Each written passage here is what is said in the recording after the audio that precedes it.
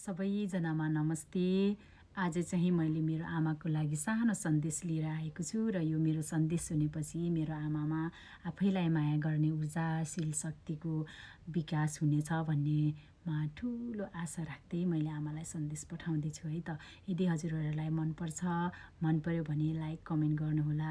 अनि आफूहरूले पनि मम्मी बाबा को हुनुहुन्छ प्रयास गर्नुहोला है त। यसरी माया गर्नुहोस्। कुनै मिठो टुच्च है सबै कुराहरू भन्न सकिँदैन, त्यही भएर मैले चाहिँ यो टिकटकको थ्रुबाट मैले मेरो आमालाई सन्देश पठाउँदैछु है त। मेरो जीवनको सबैभन्दा ठुलो शक्ति हुनुहुन्छ आमा।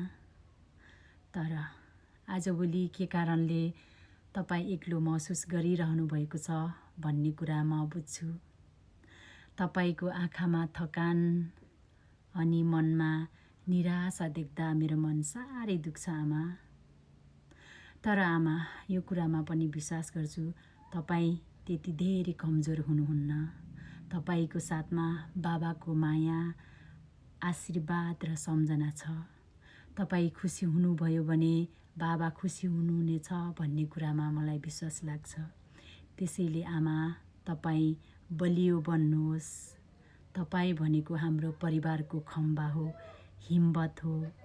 तपाईँ खुसी हुनु, तपाईँ स्वस्थ हुनु, तपाईँ अघि बढ्नु भनेको हामी सन्तानको लागि ठुलो आशीर्वाद हो आमा। यो कुरा बुझ्नु अनि आफूलाई एक्लो महसुस कहिल्यै पनि नगर्नुहोस्, अनुरोध गर्न चाहे आमा। प्लिज आमा, म विदेशमा छु, तपाईँको वरिपरि छैन र पनि मैले फेर्ने प्रत्येक सास तपाईँको नाममा छ आमा। यो कुरा विचार गर्नु। सबै कुराहरू भन्न सकिँदैन, त्यही भएर मैले यो टिकटकको थ्रुबाट तपाईँलाई मैले माया गरेर आफ्नो हिम्मत, आफूलाई मनमा लागेको कुरा पठाउँदैछु आमा। तपाईँसँग रमाउँदै, तपाईँको काखमा सुतेर, तपाईँको गाला समसुमाउँदै मैले मेरो मनको कति कुराहरू गर्नु छ नि त आमा। त्यही भएर हिम्मत ल्याउनुहोस्। हाम्रो यो सपना पनि छिटै पुरा हुन्छ होइन, हुनेछ। आशा गरौँ है।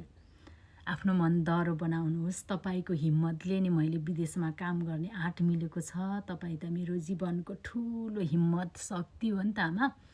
त्यही भएर म ईश्वरसँग प्रार्थना गर्छु मेरो आमामा हिम्मत आओस्, मेरो आमा बलियो बनुन्, शान्त हृदय शान्त, हजुरले फेर्ने प्रत्येक सास आस बनेर आओस् उही तपाईँकी परदेशी छोरी।